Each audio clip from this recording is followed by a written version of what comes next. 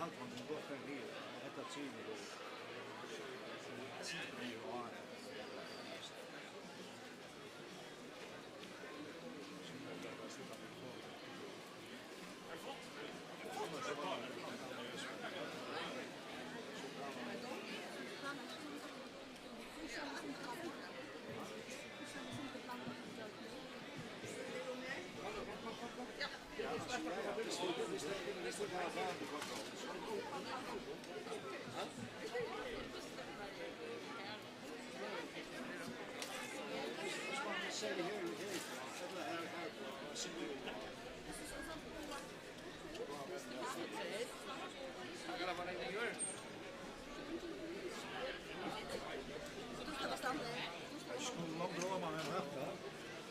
Vi står i Forsgården.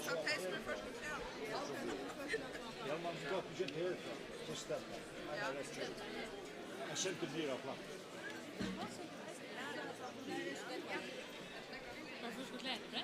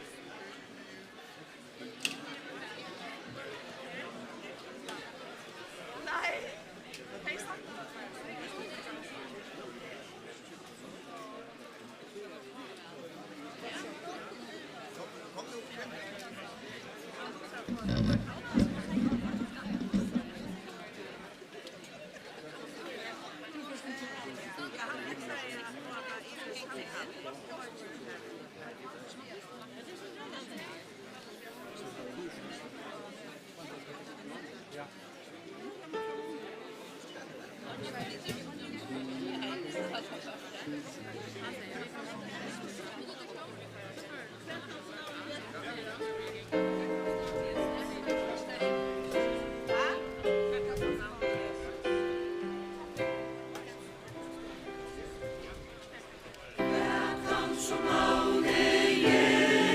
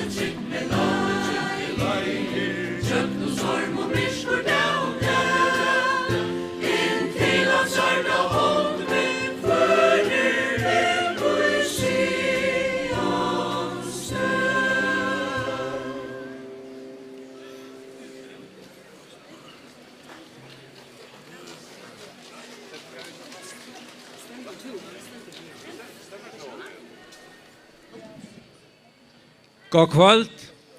Vi færa nå i fela synsja nummer 14 som en føver goddomskjelta. Og til anker som færa rundt er byta sangpløy ut. Og hvis det mangler så kommer det bare her. Vi tar noe sangpløy liggende her. Men nå synsja vi i fela som en føver goddomskjelta.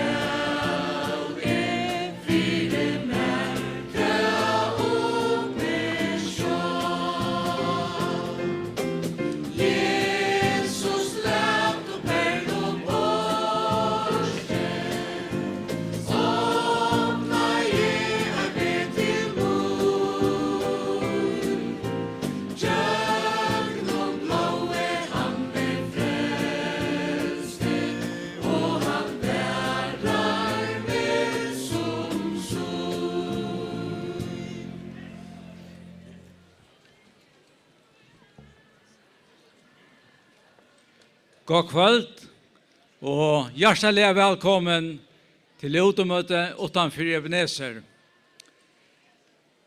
Vi har hørt sangkår i Ebenezer synsja, og vi får høre til synsja flere sanger for jokken. Vi får eisne at synsja og i fela. Og så skal jeg nevne til at møtet blir strømt.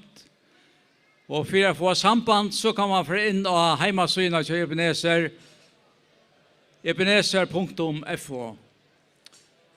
Og så skal jeg nevne etter at hvis det har fyllt vi ønskene gesten, så kunne det godt stekke at vi tar ved reisende av en tale, settende av møten og ønskene. Nå skulle vi bya sammen. Færger vi kommer fram for Jasjantryna og i Jesus navnet. Og vi takker der for det frelse som vi eier i okkara landet, at vi frukt kunne samlas som årtøyt, og at vi i kveld kunne kunngjøre evangeliet, gledebåskapene hettar, at du sendte sånn til Jesus Kristus, nere her at dødja fra oss syndarar.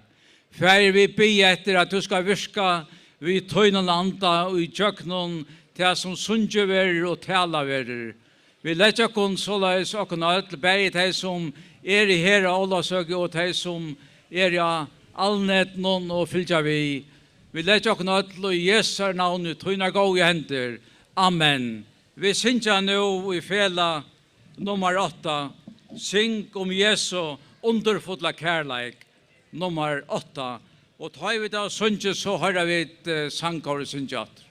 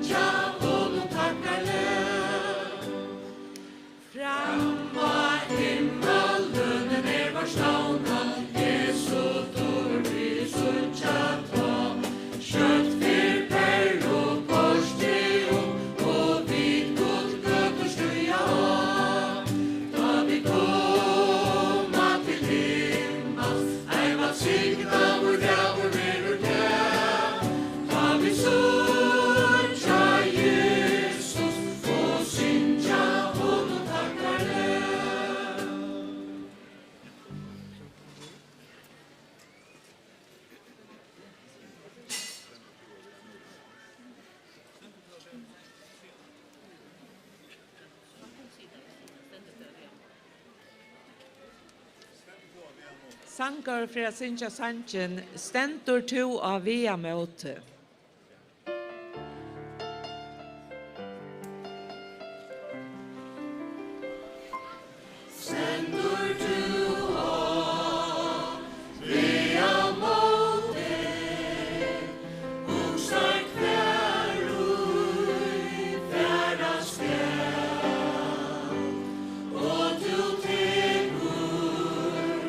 I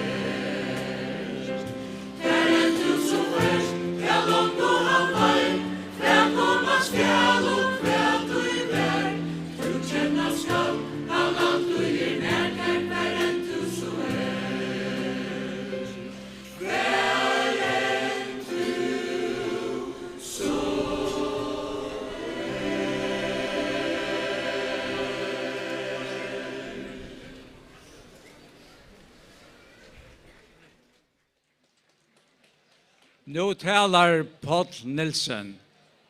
Gjør så vel. God kvöld. Jeg gleder for jeg er her i kvöld. Jeg vil legge et stort år om min herre og frelsere. Det vil begynne med å ha et år her i kvöld, så det første som vi kommer huske om, det var Paulus. Og i Apostelsøvn 21 er Paulus kommet om til Jerusalem, og det var kommet røringer i stegen, og det er atle Jereavian. Og dette visste Paulus godt, da han for til Jerusalem, at det var målgångt og løyinger som skulle møte honom. Og tog teker herrehøtingen avgjør om at han teker han, så det ikke gjør det av igjen. Og i kapittel 22, tar hev Paulus en vittnesbord for folkene her, og han forteller for dem hvordan han kom til trygg for Herren Jesus, og av vennen til Damaskus, og av hese vittnesbord i atlatar at hovfløngen, men Aron, beint Aron, så sier Paulus dette, atlatid at hovfløngen er en romverskan borgare, og ta støkket der opp. Jeg var romverske borgare, ta fyllte jeg et avhus privilegium, vet du, og der som stod her, ta hadde kjøpt seg hendan borgarretten for nokva penger, men Paulus kunne si vidt der, at de er født til han. Og ta og er i Johannes kapittel 3, ta kommer en med til Jesus av nått som eit Nicodemus, og han fikk stort og greit av vite heter fra Jesus, jeg lykker mye om du er en råherre i jødene, og kjenner alt, du skal komme til himmel, så blir frelster, så måste du foast av nødtjøn, så sveta eisne vi hos en ekta i romverskare borgarretten, du måtte være født til han, og ta vær Paulus.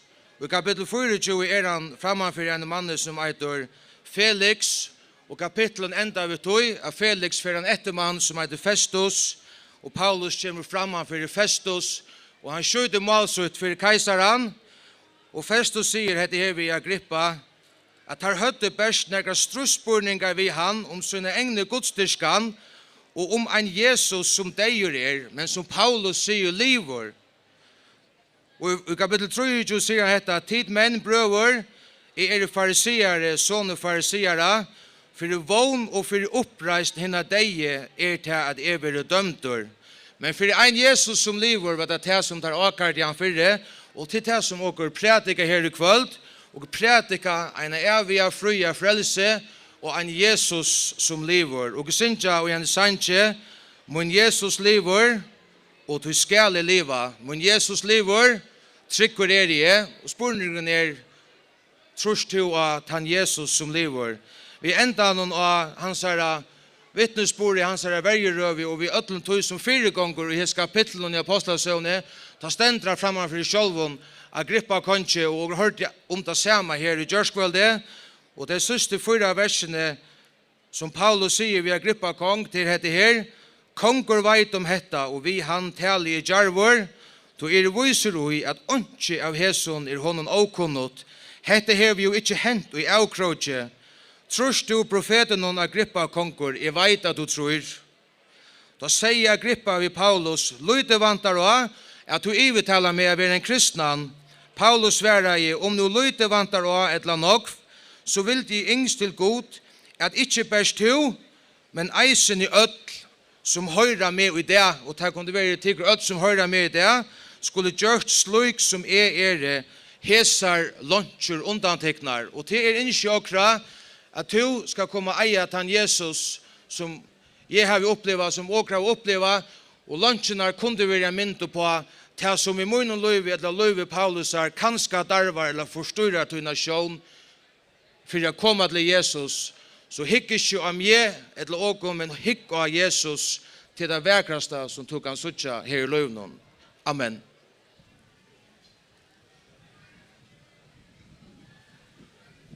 Vi synes nå i fela, her glævre ferest av ungdomsens ved. Sangren nummer 4. Da vi da synes, så taler Jens Gottesen.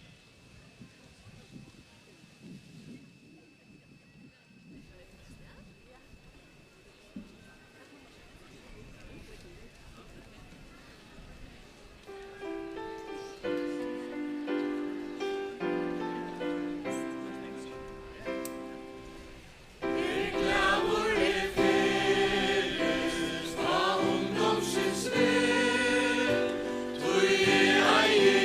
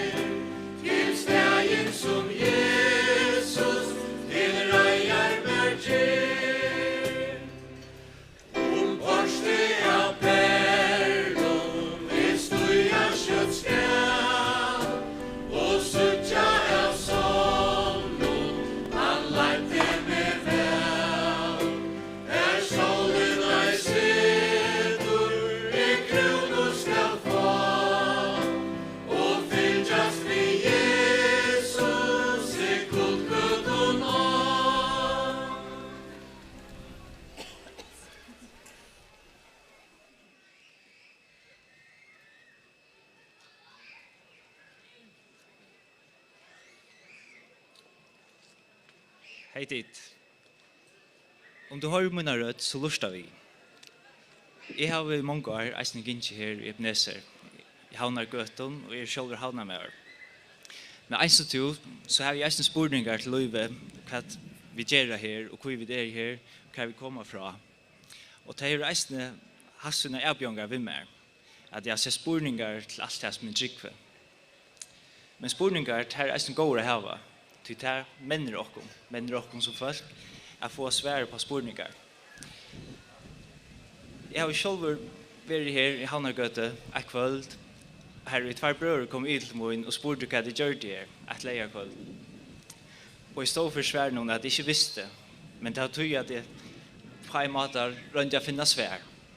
Men svær fann jeg ikke. Men det går med en traktat som vi var svært takksam for til det settet, kan man si, bølten og rull. Jeg begynte å stille spurningar og svær jeg fann. Jeg sett spurningar til skapanda. Hvordan spør det til at vi har en gjør, en himmel og fuglar, og selv vi vet mennesker som er intelligent, og hugsa hvor vi sin egna hoa. Jeg hugsa om tyngdekraft, en så Newton gjør det, til han kom fram til formelen om tyngdekraftene. Men han er formelen til tyngdelovene, men ikke själva krafterna. Till kraften hon värar arn tyngdeloven värar. Och det präckvar vi sig själva att det är näga som vi är arn vi själva funnit på det. I huxar somleis och på moralen som vi har. Hvor är näga rätt och hvor är näga skajft. Och hur definierar vad är rätt och vad är skajft. Är det min egna huxan eller är det näga som arn är själva huxar eller stærfeste hva var rett og hva var skreift.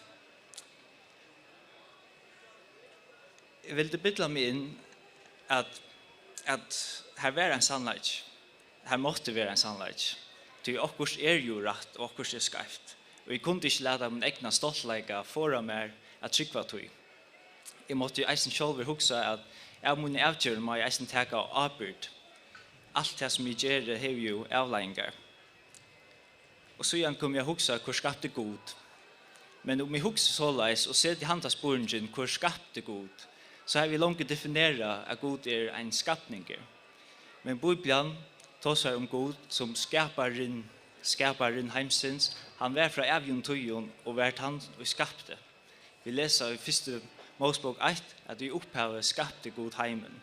Han er ikke sjølver skapter, men er skaparen sjølver. Om han var skapter, så var han jo ikke god. Det her vi kallar en avgod er et som er skapt og som vi ser det hakre enn noen sjølve. Det er et det man kallar for et idol.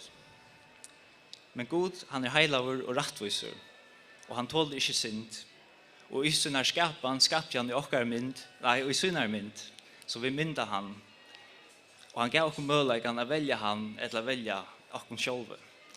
Men vi, som er egoistisk, har valgt okkur sjølve og har skilt okkur fra gode. Og hvordan kunne vi komme og være sammeint etter vi god? Det er jo en middelmøver som har til. Og det er han som vi taler om i dag, at det er Jesus. Jesus er middelmøveren mellom okkur og god. Og alt som kom øyla nær vi mer, ta i hei alle spurningar, var Johannes 4. Her i Jesus tåsar vi en kvinne om vatten. Men hva vatten? Han tåsar om et vatten som springer opp til evigt liv. Ikke til vattnet som vi drekker i kranen og blir tyst atter og atter, men han skal sløtja tostan. Jeg sier ikke at god er bare en prikker ut i en liv som kan fylla til en tomleika. Men jeg sier at god, han er alt som du hever. Og hever du ikke han, så hever du ikke. Vi standa øll for dome fra gode. Og vi tåsa om nøye som vi giver okkom tjøkken Jesus. Han galt for okkara synd, alt det som vi har gjort skreft i måte gode. Tog standa vi det nøye, det vi trykva av han. Og standa vi det ikke nøye, så standa vi framfor honom i rettvise dome. Og den rettvise domeren er fortabelse. Men det tog Jesus kom, til han yngste at sameina følte atter. At de som trykva han, som setter sitt avlidde han, skulle være frelst. Hette tar vi vittne om i det. Takk for møllegene.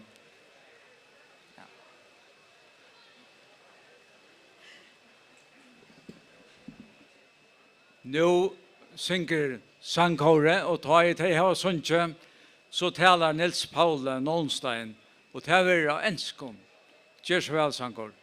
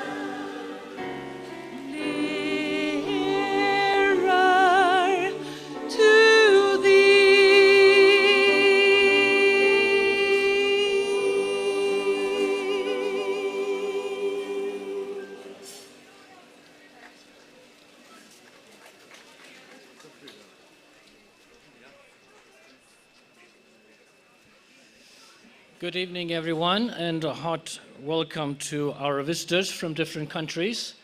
We're glad that you are here, visiting our beautiful islands and experiencing the rain that we have right now. We're quite used to it. So I hope that you will stay with us for just a few more minutes. You might be asking, so what's going on here? Well, this is a group of Christians, and we usually meet in the church behind us. And this is the core message of Christ that we want to communicate to you. So, what is the core message of Christianity? What is it that Jesus is all about? Well, one evening, it might be raining, we don't know, but one evening, a religious leader of Jesus' times comes to him and he wants to have a conversation. Towards the end of this conversation, Jesus kind of gets to the core of his message. And he says these words, "For God loved the world so much that he gave his only Son, so that anyone who believes in him shall not perish, but have eternal life." I want to mention just a few things in this one sentence. First of all, we live in a universe created by a God who is love. The force behind the universe is a person that is loving. And he can have intimate relationships with people. He speaks to people. You can hear his voice inside you. You can hear God's voice in the mouth of Jesus and through creation. And Jesus, he says, this God that created the universe loves humans. He loves the world. He does not discriminate among different kinds of people, but he loves without distinctions. He is the one that takes the initiative to reach us. The Bible says no one of us humans reaches out for God. We don't want to have anything to do with him. We have taken our own turn in life. We have said goodbye to the creator of the universe. But this God is a loving God who, in the second place, not only loving, but he is loving in a sense that he gave his only Son to die for us. God's love is sacrificial, self-giving love. God's love is unconditional in the sense that you don't have to do anything to earn it. In fact, you can't. I cannot earn God's love. It's a gift. Yes, it's a gift. It's a costly gift. It cost Jesus his life, pain and suffering on the cross. He died there for my mistakes, for your mistakes. And now the third point, which is very important, which sets everything else in perspective that we read here. Why does God love? Why does he give sacrificially? Because you and I need a Savior. We have been separated from God, his friend again. He sent his Son who died on the cross for my mistakes and my sins. I can trust that message. I can say to Jesus in my heart, Jesus, thank you for dying on that cross for me, for my failures, for my mistakes, for all of the things I've done wrong. And Jesus said, you know what? God so loved the world that he gave his only Son, that whoever believes, trusts in him, shall not perish, shall not stay outside of God's friendship and kingdom, but shall have eternal life, to know God personally, be accepted because of what Christ has done, and you will know him who created the universe and created you, who wanted you to exist and who loves you. You need his forgiveness, and you can trust Jesus for forgiving you your sins. If you want to talk later on, you're welcome. We'll invite everyone for coffee and tea afterwards. Please come, and I would like to explain it further if you have any questions. God bless you.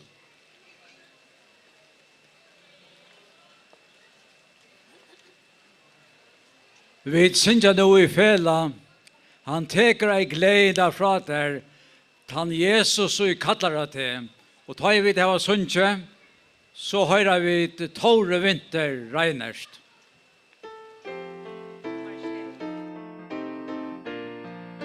Nummer 6.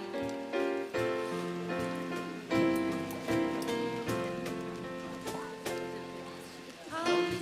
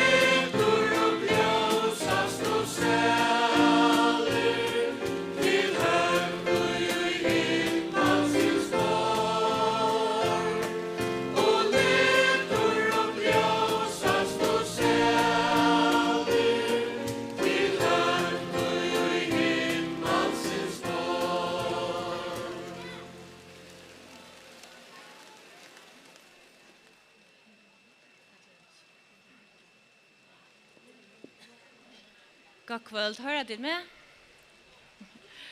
Jeg heter Tora Vinter Reinerst. Men hver Tora Vinter Reinerst? Hun døtter omkring? Hun av tog slæn? Hun familie vi omkring? Det eneste jeg kan si er at jeg døtter til god til henne allvalda. Og han gjør meg dirve til å tale og Guds øttaleis. En havløyfrønger, eisne, og leser jeg togjerska i molekylærbiologi av Oslo Universitetet. Her fann jo det at Gud verilig, at han har skapt okkur mennesker, og alt som lever her gjør. Jeg leser om Guds oppskrift, DNA, og hvordan underfullt oppskriften vil være og kjekkene noen i akkurat kroppen. Jeg fann det av hvordan lydde vi mennesker vite om mannakroppen, og hvordan han fungerer. Jeg leser om kjekkene til nekvosløyene som inne i akkurat kroppen, og hvordan hese nekvosløy kommer ur einare gyttnare kjekkene, einare sjugoto, som skjerstøk, og ikke andre menneskene og i verden hever ens oppskrift. I første Mosebok, første kapittel, vers 22, leser vi at vi skapt i Guds bøylade. Gud har vist dere ødlen at han verilig. Det stender i Rombraun, kapittel 1, vers 20. Og skjønnlige være hansere, bei evige kraft og goddomleie hansere, sast fra skapen hemsens, ta skilst av verskon hansere. Om vi til dømes teka The Big Bang-teorina som døme, hvordan kan ikke komme fra ånden? Det viser dere at Gud verilig, og at han skapte alt vi så noen år. Gud gjør til møvelig å velge han til et fra. Om du velger å trykke Gud og sonen Jesus, så først du hele andan som kommer inn i din kropp, inn i til å bygge.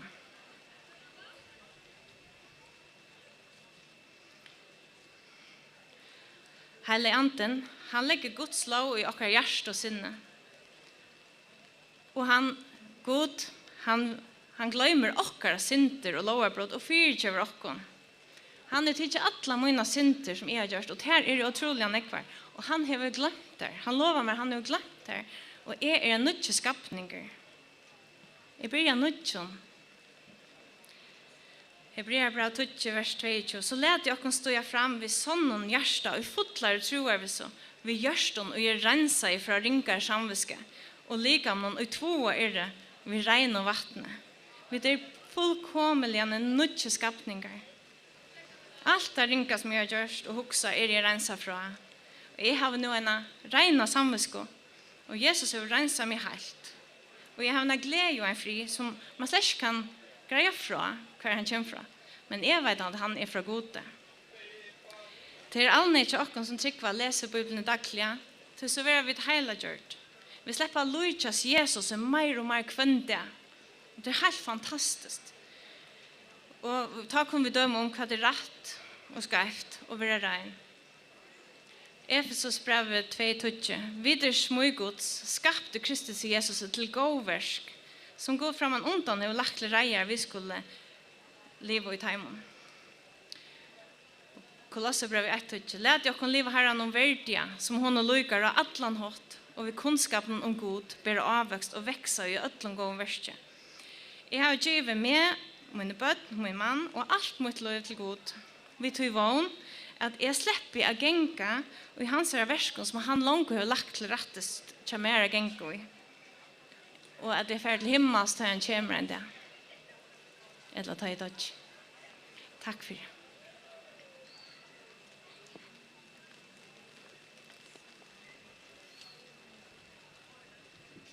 Sankar for nu av Sintja Sanjin, Sal du hjärsta bråten. Her Nila sier, kjenner du mon Jesus hjärsta vinen min? Og det er Smith som er solrødene.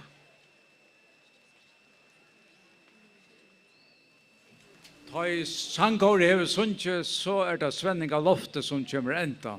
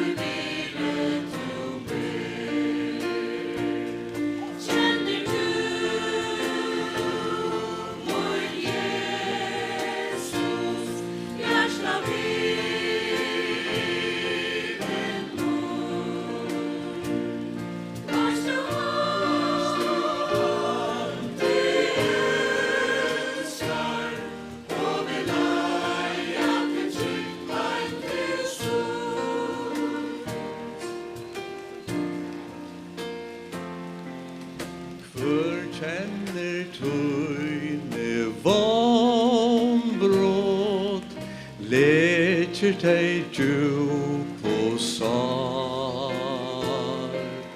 Kvør skiller sorger tøynar, torskar til rennande tar. Kjenner du, vår Jesus, hjärsta vinen nu. Varste hånd vi älskar, och vi leja till trygghet till slut. För ert hon hjärsta stöva, märker det glädjesång. För höjder böner tugnar, alltid och tröst under vår. Känner du, vår Jesus, hjärsta vinen bor. Varste hånd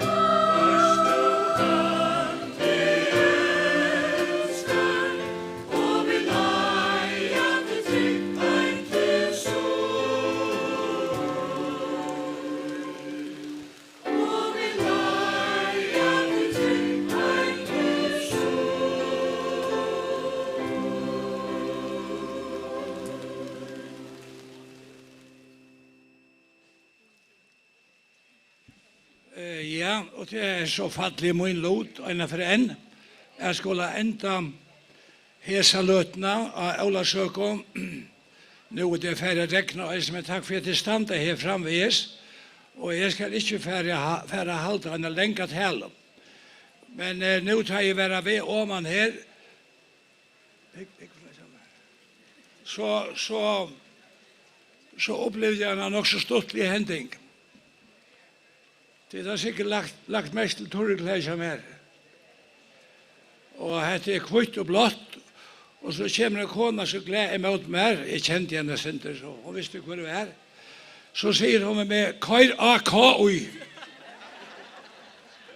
Og så sier vi henne, ja, la K-ui Kair A, men dette her er noe liten til Israel, sier. Men så sier vi henne, men det er stolt av det hele til det her, at jeg som unge spalte vi på 6-trød. Så at det var en stolt hending som er. Jeg var med meg på 6-trød og sånn her tog, og ikke gav og tog inn i kjapp 6-trød, kan man si. Men har tid, vi tar som noe annet nå, vi tar seg om dette, som er det mest alvarsamme av ødlån, og gledelige ødlån, til at vi tar seg om Jesus. Tar som han, og er ferdig å minne hva han ønsker kan aneka som alt vita, og som alt kjenner, men kanskje ikke gå om alt du. Og til at en dag kommer til vi ikke er her mer. Bibelen sier at det er leia menneskene at dødja øyna fer. Det er leia menneskene at dødja øyna fer. Og det var en konger i gamla Grikkalandet som hei en tjenere, som sier vi en kvønt han øynaste øyn morgon. Philip, minst til at du skal dødja. Og til verløyken tja okkon ødlån, hva så at han er deien? Hva skjer da? Det er 2 dager som kommer standa av gravstøyen i okkara. Det er dæveren til vi var født inn i hendene heim, og dæveren til vi fører ut at det er 2 sera tuttningar mikler, dager og der festingar. Hver vi til vi til å drige okkara søgnasta andadrott. Her har Bibelen et grøtt og klart svær. Vi som har tid mot Jesus, vi er i hånden, og Bibelen tåser om at her er vi færre heim. til himmels. Jesus sier Arne for av Folton, han sier øtterst ikke til tryggva av god, ja, til godt at tryggva av god vinner, men til ikke nok til å nå himmelen vi. Det er det ikke. Veveren til himmels gonger utjøkken av Jesus Kristus øyna. Her må vi ødel færa, ødel bodjakken fire, og vi skal nå himmelen. Heimerne det er så øyla mysker ut. Før var det så at prætikum en øyla oftane kommer fram vi hesson, at gosse og i det borsta vær, gosse mista vær fri framman og det. Nå hører man ikke til her, sånn jeg langer av prætikarstålen. Men nå er det ære prætikumen, til vysendamenn.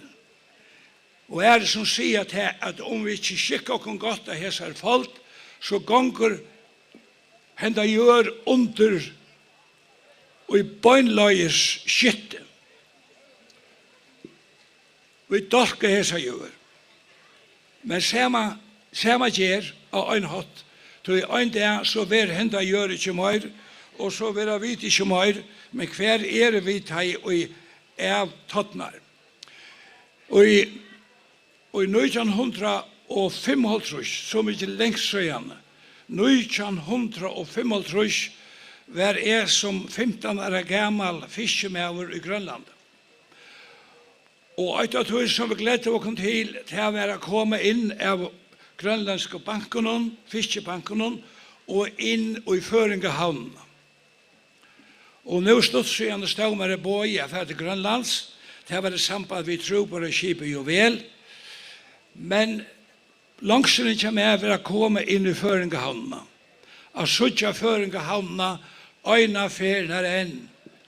Føringehavnen var en blåmande bojur, her var det sjåmannsheim, her var handel, store handel, her var flaggavirke, her var bærstova, og her var det nekve hus til imis som fiskemenner skulle bruka.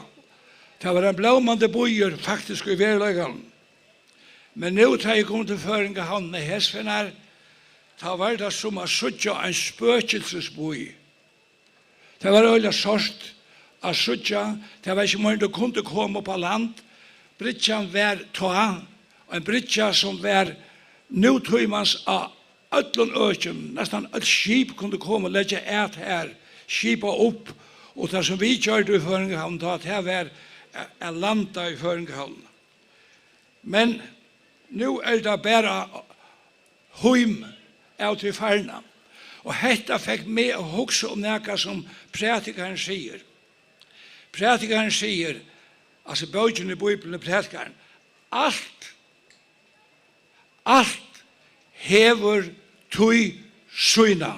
Og så etter træt, hver fire tøka under himmelen hever stund søyna. Og jeg måtte sanna som jeg var her til dagen, ja, sannelig er dette året satt.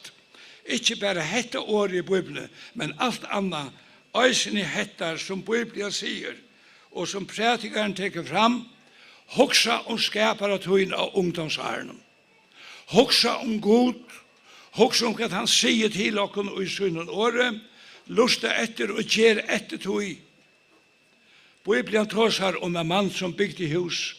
Han bygde hus så ut av sand, ta fall, men en annan bygde hus ut av hedlo og ta støv. Hver bytja vid, og hvordan bytja vid, hoksa om skapara tøyna ungdomsåren, åren hiner ønd og deiane koma, som du først sier om til lykar mer ikkje. Til lykar mer ikkje koma deiar. Kære viner, sjálfur kom til trygg som 16 år gammal dronker her i havn. Og fyllt herran og sier han det, og hver øyneste øyn dæver en glede dæver for meg. Jeg skal ikke fære lunsja om det her som skal være sagt nå, men prætikeren sier øysen i hettar, øttast god og halt på hansara, til det og i hvert menneske øyer er gjerne. Ein mævur, og i Bibelene be hesa bøn, lært meg få tann deia hine sann hjärsta och få. Alltså de som har gjort upp vid god och trygg och anleda en livande god av Jesus Kristus. Lät mig få att han deja som hine sann hjärsta och få. Och nu ska jag bara nämna ett döme här som jag vet om. Det gick fyra sig in i en hus som stod på en här. Det stod ett hus åren här som var kallat för Hans Johansson. Och här bor en kona, hon var omma kona mina. Hon bor inne här, en tryggvande kona Hans Johansson, Anetta. Och där, da hon blev veik og sjuk, så la hun en sang her av dødja. Og en døtter henne, og hette hukse med her, at la meg få at han deia som en sannhjersta å få. Og henne gamla konan gramte seg ikke om neka som helst. Hun var glad, hun la her. Og så en av døtrene, Anna Dahl Kristiansen, sett tja henne, ta sier henne gamla konan. Hun var norsk. Så sier hun, Anna, kan du høre dem synge? Og om døtteren sier vi henne, mamma, hva synger de? De synger himmelske fred. Og løte at han av, da røste henne gamla konan seg opp iver enda, og forsvara gommel, røste seg opp iver enda, og hugde bein fram, og hun sier, det blir lysere og lysere. Og så leier hun seg atra kottan og var bostur. Hatta deie torra sanne hjertau. Det ikke underfullt hit? Handan deia kan du få. Handan deia vet jeg at jeg færre få. Tog jeg av tidsi mot Jesus som mine frelsere, og herra kjer til ta sema, kalla av navn hansara, og til skal være frelst. Og Jesus sier, jeg i opprøsnen, og jeg i løyve. Han som tror av meg skal liva han så dør. Hette bådskaper okkara kjære tid, her ser Ola søkna, grup løyve, vel løyve, og du skal få henta deian som Anette Johansen som bor her, fikk i april måned og i 1926. Herre var sikten til vi bjør inn til drekkamon at han og at her nå, og vi vil si, ja, begynner å si at det er enskånd, det sier det fisk, og det er norskånd, du har sånn norske viner som jeg kjenner. Dere er alle velkommen til å komme innenfor her og få en kopp te eller kaffe og spise. And I will also invite you, English-speaking people, to come in here, and we will serve for you coffee and tea and cakes and all good things. So, and also we can have you can talk to us and ask some questions and so on, and we will lead you and help you if you have spiritual questions. Så alle velkommen, vær så god innenfor i Jesu navn. Eisen til. Velkommen. Ja. Og så begynner stutta bøn.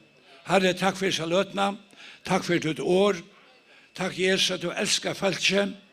Ønsker at elsker å komme til tog inn til deg for hver øynes sal her i Førjen, og øyne hver velkommen til krossen, til Jesus Kristus, til himmelen av det frelste betrykk for Jesus. Takk for seg løtna. Takk for bådskapen som er båret fram hesa deg her, ned vaklen og ærestene i Jesu navn. Amen. Alle velkomne inn til en drekkamon og en godt prat. Gjør så vel.